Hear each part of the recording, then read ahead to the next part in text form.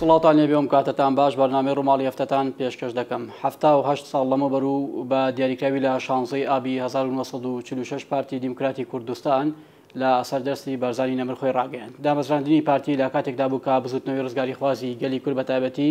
لەلایەن زلێزەکانی ئەو کات بەریتانیا فەڕەنسا گەمارۆ درابوو. ناومێدێکی زۆر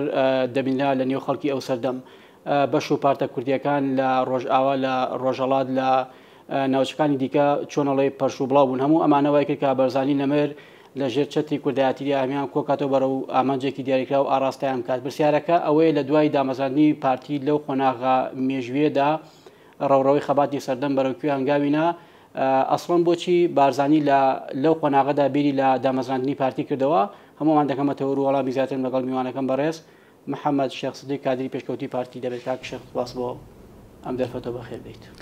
زۆر سپاس. ئەگەر بگەڕێنەوە ئەو قۆناغە مێژووی کە پارتی تێدا دامەزراوەکو حیزبێکی سیاسی بارودۆخی پێش دامەزراندنی پارتی چۆن بوو؟ حەزەکەم لە ڕۆمێژێگۆ شکاریەک بۆ ئەم بارودۆخە بکەیت و ئەسڵەن بۆچی بارزانی بیری لە دامەزراندنی پارتی کردەوە؟ زۆر سپاس. سەرەتا پیرۆزبایی 78 ساڵەی دامەزرانی پارتی دیموکراتی کوردستان لە جەنابی سەرۆک بارزانی و سەرکردایەتی و مەڤاڵانی پارتی دیموکراتی کوردستان و جەماوەری خۆشەویستی کوردستان بەگشتی یەکەم. دیارە دروستبوونی هەر پارت و بزوتنەوەیکی سیاسی هۆکار و تایبەتمەندی خۆی هەیە. پارتی دیموکراتی کوردستان لە قۆناغێکی هەستاری مەژوویە دامەزرا کاتێک کە ناوچەکە کەوتووە بەر ململانەیەکی هەم ناوچەی و هەم دەرەکی هەردوو زلهێزی ناوچەکە دەسەڵاتەکانی عوسمانی و سەفەوی لە تێکشکان و ناوچەکە لە دابەشبوونێکی هەمەلایەنەوە گشتیا بوو. ململانەکەش لە نێوان بڵێن وڵاتانی ڕۆژئاوا بەریتانیا و رووسیا لە دوو جەمسەرەوە کەوتووە ژێر کاریگەریان و دەستی پێکرد بوو. لە ململانەی نێوان ئەوانە کورد وەکو نەتەوەیەک لە ناوچەکەیە کەوتووە بەر دابشکردن بۆ جاری دووەم. جاری یەکەم ئەوە بوو کە لە چاڵدێرانە دابشکرا بەسەر دوو بەشدا بۆ جاری دووەمیش دابشی 4 بەشکرا. پێش ئەوەی کە دابش بکرێ کورد بەڵێنی پێدرا لەلایەن دەوڵەتی بەریتانیاوە کە دەوڵەتێکی لە ناوچەکەیە بۆ دابمەزرێنرێ و پشتیوانی بکرێ. بەڵام بەداخەوە بەرژەوەندەکانی وڵاتانی زلهێز لە ناوچەکەیە گەیشتە ئەو خۆناغی کە کورد جارێکی تر کرایەوە بە 4 بەش و بەر هەر 4 بەشی ڕۆژهەڵات ڕۆژئاوا باکوور باشوور لکێنرا بە 4 دەوڵەتی نەویستەوە. یعنی ئەو دەوڵەتانش هەر یەکەیان لەوانە کە ڕاگەیاندرانەوە جارێکی تر بەشێک لە کوردیان پێوە لکێنرا. لێرە بزوتنەوە ڕزگاری خوازی کورد لە هەریشە لە ناوچەکانە لە هەریشە لەو بەشانەیە بە شێوازێکی ناوچەیی دەستی پێکرده بوو. بەڵام هیچ بزوتنەوەیەک یان هیچ هێزێک لە هێزەکانی کوردستانی نەیانتوانی ببنە هێزێکی گشتی هەمەلایەنی تەنانەت لە پارچەکەی خۆشیانە بە گشتی. لە باشووریش بە هەمان شێوە بەڕاستی ئەو بزوتنەوانی کە دروست ئەبوون ناوچەیی بوون زیاتر نەگەشتنە قۆناغێک کە وەکو حیزبێکی سەرتاسەری کوردستان کار بکەن. ئەوە بوو لە ساڵی 1945 کە کۆماری کوردستان ڕاگەیەندرا بارزانی نەمر بۆ پشتیوانی کۆمار چووە ئەوێ لەگەڵ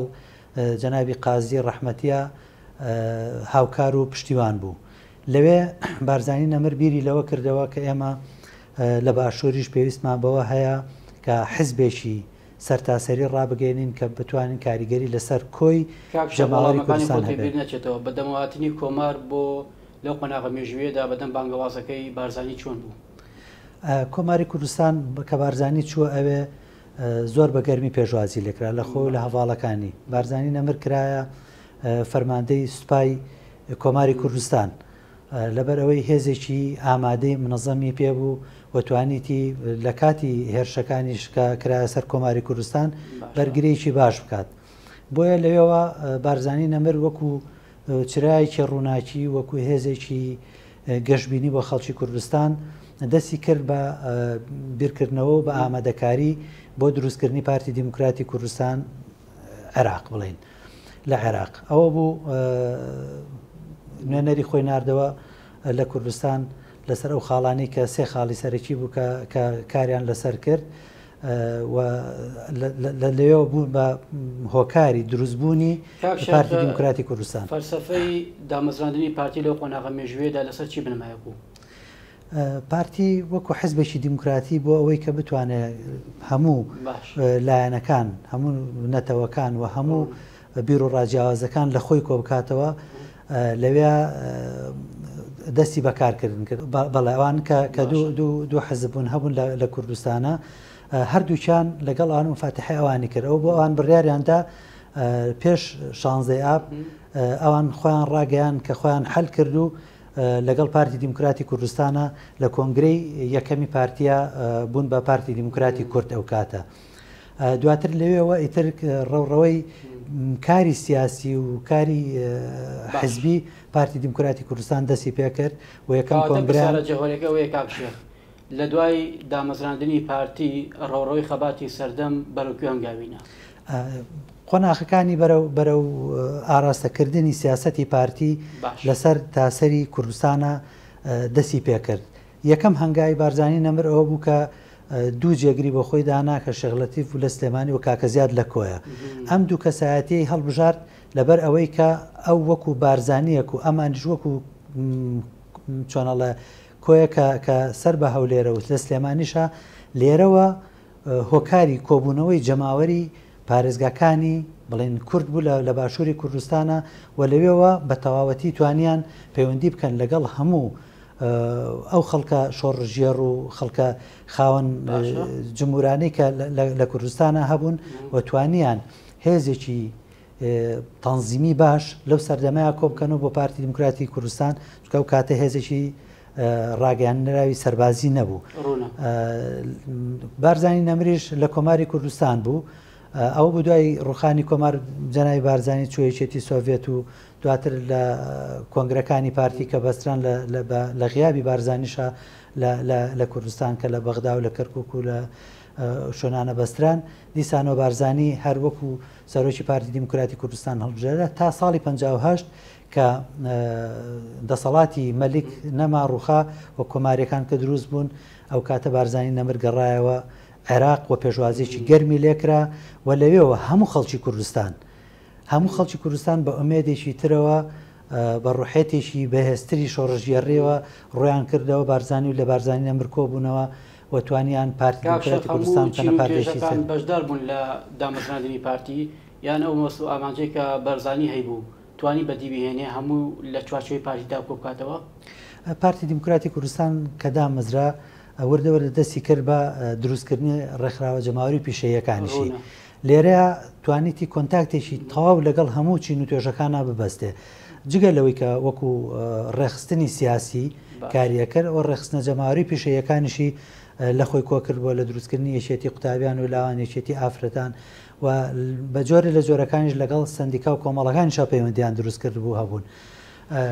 کاکشتخوا ببوورە ینی هەر ئەوە پرسیارە ینی بۆچی بارزانی یەکەم کار کە دەیکات دامەزراندنی ئەم ڕێکخراوانە ینی بۆچی بیر لەمە دەکاتەوە؟ کارێکی ئاسان بوو ینی یەکەم قۆناغەمە بکات؟ نەخێر، کارێکی زۆر ئاسان نەبوو، بەڵام هەمیشە هەموو شۆڕش و بزوتنەوەکان ئێمە ئازانین بە تێگڕای جەماوەر ئەتوانێت بەڕێوە بچێت، بە تایبەتیش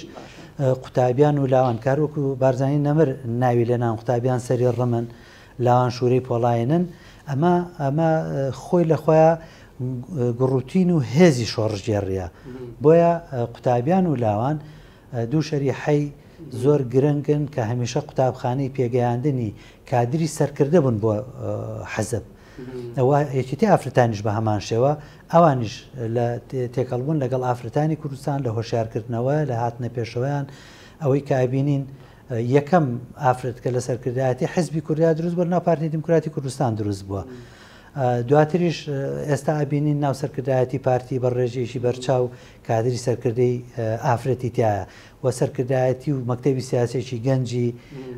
سەردەمی تایە کە لەگەڵ هەموو چین توێژەکان ناتوانن بگونجێن. وەکو باسمان کرد سەرکردایەتی پارتی دیموکراتی کوردستان لە کۆمەڵە خەڵکی ڕۆشنبیر پێک هات و دواتریش لە درێژەی کۆنگرەکانی پارتیا هەمیشە خۆی نوێ کردوتەوانە و ئێستاوی کابینین سەرکردایەتیی گەنجی کە ئەتوانێت لەگەڵ سەردەما بگونجێ و توانایەکی دیبلۆماسی باشی هەیە، توانایەکی سیاسی باشی هەیە، توانایەکی جەماوەری و کۆمەڵایەتی زۆر باشی هەیە کە لەگەڵ هەموو چین و توێژەکان هەموو لایەنە سیاسەکان و لەگەڵ دنیای دەرەوەشا کۆنتاکتێکی زۆر باشی هەیە. هەر سەرکردایەتی پارتیش ئێستا بینین کۆمەڵە دەموچاوی بە توانای زیرەکی سەردەمانی ئافرەتی کوردیتیایە، هاوشان لەگەڵ گەنجەکانی ترا کە کار ئەەکەن. وتمان ڕێکخراوەکان قوتابخانەی پێگەیاندنی سەرکردەی لێ هاتوو بوون بۆ پارتی دیموکراتی کوردستان. بۆیە بارزانی نەمر هەمیشە جەختی لەسەر ئەوە کردوتەوە کە ئەبێ ئەو ڕێکخراوانە گرنگیان پێ بدرێ و بەردەوام پەیوەندیان لەگەڵا دروست بکرێت. لەو قۆناغە مێژوێدا کاتێک کە ئەم ڕێکخراوانە دادەمەزرێ ئەوان توانیان چی بکەن بۆ پارتی؟ یعنی ڕۆڵیان چی بوو لە بەرەپێشبردننی پارتی وەکو حیزب لە قۆناغە مێژوێکەدا؟ بەڵێ ئەگەر ئێمە ئەو کاتە پارتی دیموکراتی کوردستان بە شێوازێکی لە سەرەتای دامەزرانیانم بەسمە کە بە شێوازێکی نهێنی کاری سیاسیانە کرد، ئەوان دەستیان نەئاگەشت بە هەموو شوێنەکانی تر. بۆ نمونە لە ناو زانکۆکانە بە تایبەت لە زانکۆی بەغدا کاتێک کە کۆمەڵێک گەنجی لێهاتوو کار ئەەکەن و کاریگەری دروست ئەەکەن وتوانن تۆڕێکی ڕێخستنی زۆر باش بۆ حەزب دروستکەن، بوو بە هۆی بکاری دەنگدانەوەیکی زۆر باشی. یعنی نمونەی ئەوانە شەی لەیلا قاسم کاتێکە لە ناو زانکۆوە پێگەیشت و بوو بۆ کادرە بە توانایی کە بوو بە ڕەمزی ئافرەتی کورد بەڕاستەکەی. بۆیە قوتابیان و لاوان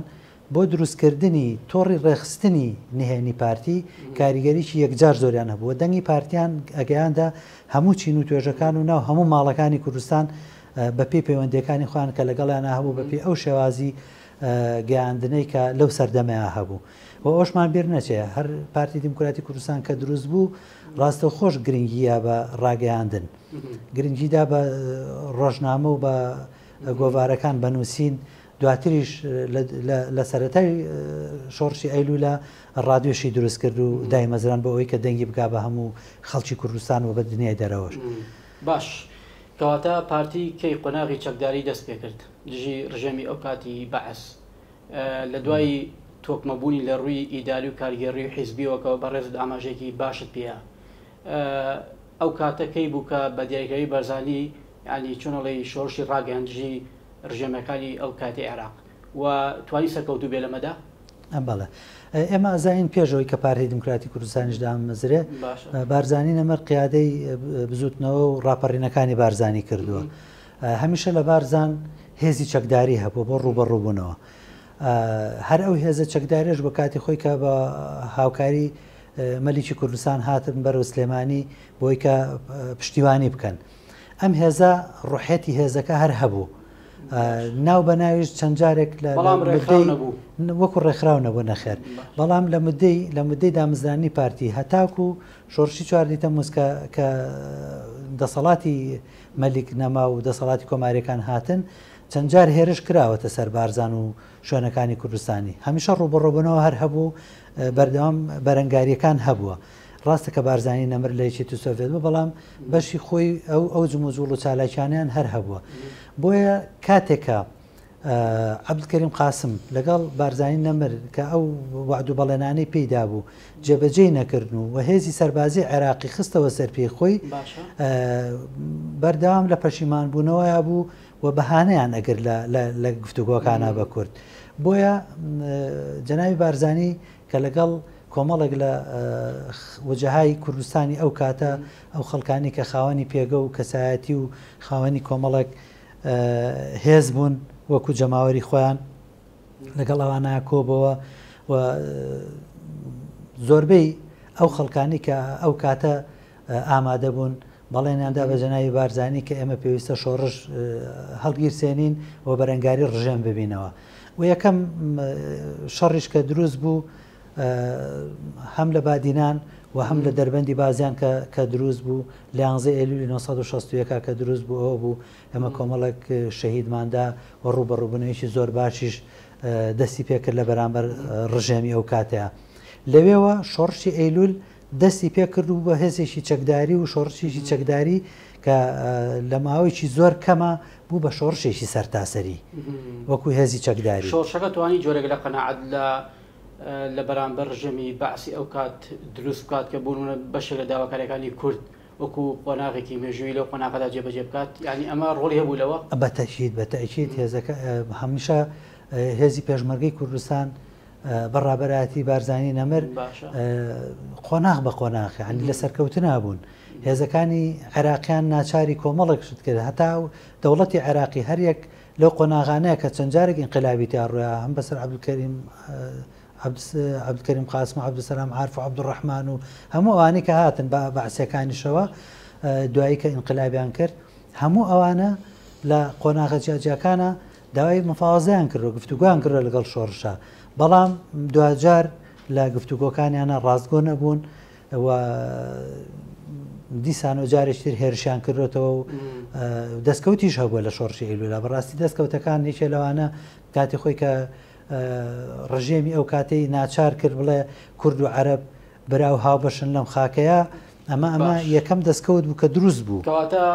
ڕێکوتنامەی ئازاری 1970 تا چەند بەرهەمی خەبات و شۆڕش و ڕاپەڕینەکانی کورد بوو کە بەتایبەتی لە 60 دەگاتە تروپکی خۆی، دەتوانین بڵین ئەمە بەرەنجامی ئەو بوو کە بارزانی نەمر دەستیدا پێی؟ بەتەکید بەدڵنیاییەوە بەرهەمی شۆڕشی ئەیلول، بەرهەمی شۆڕشی بزوتنەوە ڕزگاری خوازی کورد و بەڕابەتی بارزانی نەمر کاتێک کە ڕژێم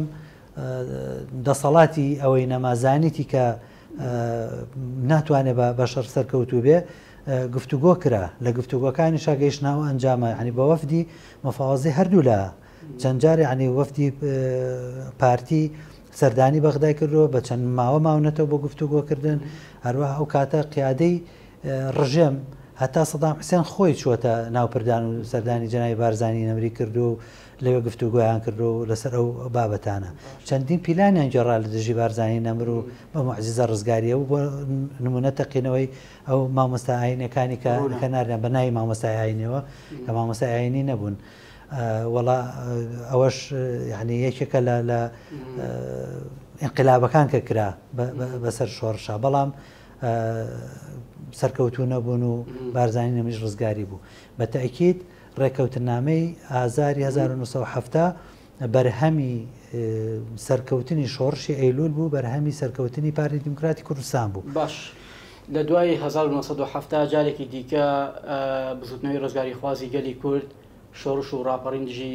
حکوومەتی ئەو کات دەست پێکاتەوە، بەتایبەتی لە 76دا شۆڕشی گوڵان دووبارە سەر هەڵدەداتەوە. یعنی لە دوای ئەمە چی تر کرا کاک شەقوق و ڕۆڕۆی خەباتی سەردەمەکە؟ بەڵێ ئێمە هەممان نەزانین لە ساڵی 1970 کە ڕێکەوتنامەی ئازار کرا، لە ڕێکەوتنامەکەیە خاڵێکی هەرە سەرەکی کە پارتی تەنازولی لێ نەکرد، بارزانی نەمر تەنازولی نەکرد، مەسەلەی کەرکووک بوو.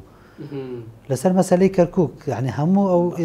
مدەیە کە مایەوانە و دوایی تریش کە ڕێکەوتنەکە ئەنجام نەدرا و ڕژەم پەشیما بووە مەسەلە کەرکووک بووە، گەرنا هیچ شتێکی تر نەبوو. ئەمە لەسەر خاک مساوامە نەکرا، بەڕاستی پارتی ئامادە نەبوو مساوامە بکە، بۆیە ڕێکەوتنامەیەکی چۆنەڵێ شومی ناوچەیی دروست کرا و ئەمریکاش ئاگاداری ئەوە بوو لە پشتەوە بوو، ئەوە بوو نسکۆی شۆڕش دروست بوو لە ساڵی 1974 و لە 1975 جارێکی تر پارتی خۆی ڕێخستەوە و شۆڕشی گوڵانی جارێککە دروست کردەوە و بوو بە تەواوکەری شۆڕشی ئەیلول. هەمومان ئەوە ئازانین تر قۆناغەکە قۆناغێک بوو کە بە هیچ شێوەیە کورد ناتوانێت، بەڵام ئەوەی کە خەڵچێک بەداخەوە کاڵێ کە شۆڕشی ئەیلول کۆتایی هەتوو جارێکی دروستنەوە، نەخێر شۆڕشی ئەیلول وەکو هێزی چەکداری لە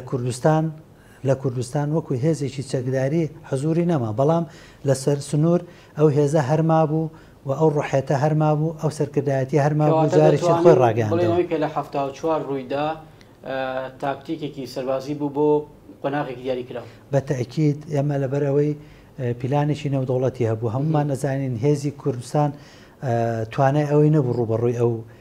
پیلانجیێڕێ نێودەوڵەتێ بێتەوە، لەبەر ئێمە لە هەر چوارلاوە تەوق درابووین. تۆ ئەکرێ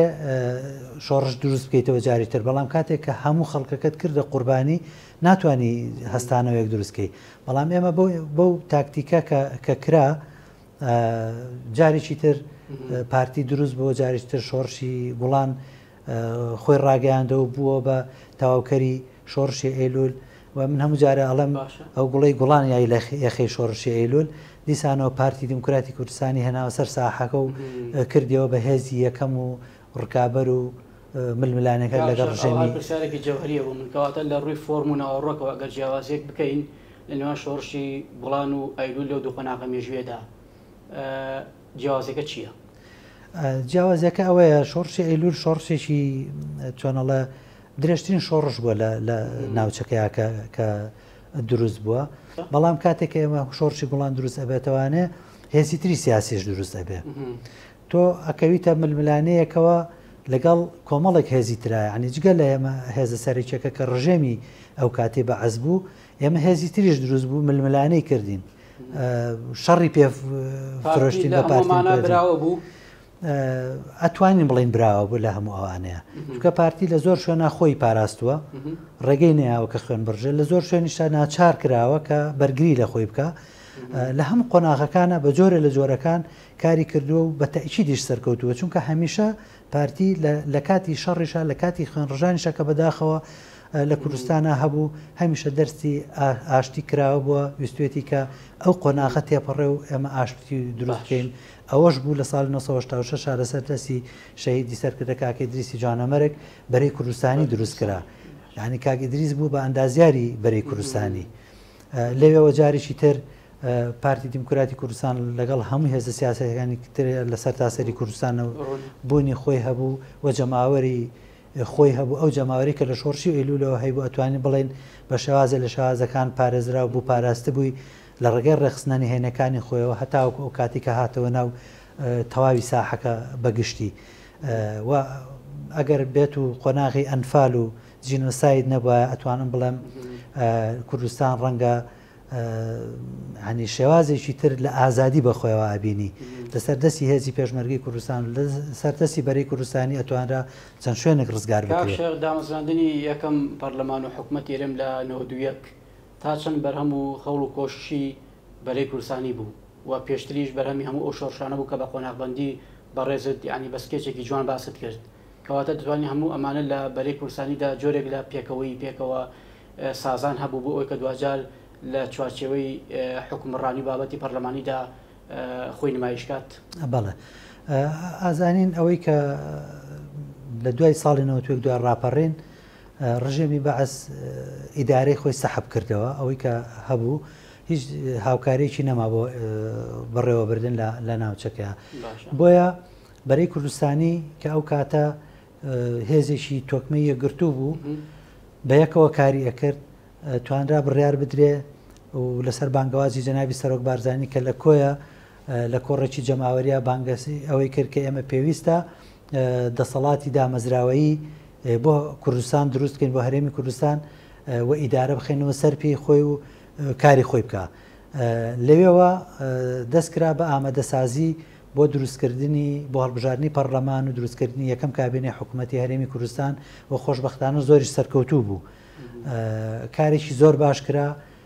و هەموو لایەنەکانیش بەپێی حەجمی خۆیان کە ئەو کاتە بەشداریان کرد مقنع بوون بەو شێوازی کە هەبوو بەڵام بەداخەوە دیسانەوە ئەوش کۆمەڵ ئاستەنگی لە بەردەما دروست بوو کە زۆر بەکەمی کەم ماوە دەمێت چەند پرسیارێک بکەم لە دوای تێپەڕاندنی ئەم هەموو شۆڕش و ڕاپەڕینەوە دامەزراندنی یەکەم حکومڕانی لە هەرێم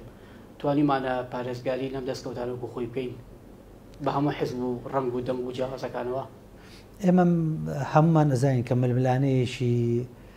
قورس لە ناو خۆمانە هەیە بەداخەوە ئێمە ئەگەر ئەو ململانەیە بە شێوازێکی دروست بەکار بەهاتایە لایەنە نەتەوەیەکەی کوردستانیەکەی پارێزگاری لێ بکرایە ئێمە زۆر سەرکەوتوترە بووین بەڵام لەگەڵ ئەوەشە بە شانازیەوەڵێم پارتی دیموکراتی کوردستان هۆکاریەوە بوو کە هەرێمی کوردستان لەسەر پێی خۆی بمێنێتەوە ئەگەر نا بەداخەوە لە 16 ئۆکتۆبەرە تەواوی هەرێمی کوردستان کەوت بە بەرمەترسێکی زۆر خراپ و پێش ئەوەش خۆمان هەمومان نەزانین کە داعش وەکو هێزەکە هاتە ناوچەکە هەڕەشە مەترسێک بوو لەسەری بەڵام دیسانەوە جارێکی تر پارتی دیموکراتی کوردستان بوو بە هۆکاری پاراستنی هەرێمی کوردستان و وشکاندنەوەی ئەو هێزانەی کە هێرشیان هێنا بە سەر هەرێمی کوردستان دوجار هەرێمی کوردستان بەداخەوە کە ئێمە بەشێکی زۆرمان لە خاک لە دەستدا بەڵام وەکو هەرێمی کوردستان وەکو ئەزمونونەکەمان ماوەتەوە ئومێدیواکەین کە پارتی لە قۆناغا لە ڕابردوو قورسترە بە دڵنیاییەوە ئەرکی پارتی زۆر قورسە و ئەبێ تەعامل کات لەگەڵ ئەو بارودۆخەیە کە هەیە هەرچەنە زەرزیانی زۆر هەیە بۆ حەزب بۆ خۆی بەڵام دیسانەوە مەبەستە سەرێکیەکە کە هەرێمی کوردستانە لە پێش هەمومانەوەیە بۆیە پارتی دموکراتی کوردستان هەوە کەمیشە خۆی ئەکا بە قوربانی لە پێناوی مەسەلە نەتەوەیەکانە من لەو ڕۆژانی پێشترە لە خزمەت جەنابی سەرۆکا بووین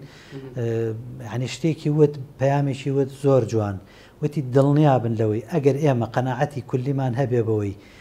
کوردستان بە حلبوونی پارتی دموکراتی کوردستانە بێ بڕوا بکەن ئێستا ئەعلانی حلبوونی پارتیەکەم ینی ئەمە خۆی لە خۆیان ئەو پەڕی دڵسۆزی و قوربانیدانە لە پێناوی هەرێمی کوردستانە بۆیە پارتی وەکو هێزێکی سەرەکی پارتی بۆ خۆی وەرگیراوە لایەنەکانە تێگەیشتون لەم ڕۆحێتە وەڵاهی لە هەڵسوکەوتی پارتی خۆیان ئەوە دەرەکەوێ ینی پارتی کە هەمیشە کاتێک تۆ ئەبینیت تەنازول ئەکا لە دەیان حەقی خۆی ئەمە خۆ بە قوربانیکردنە بۆ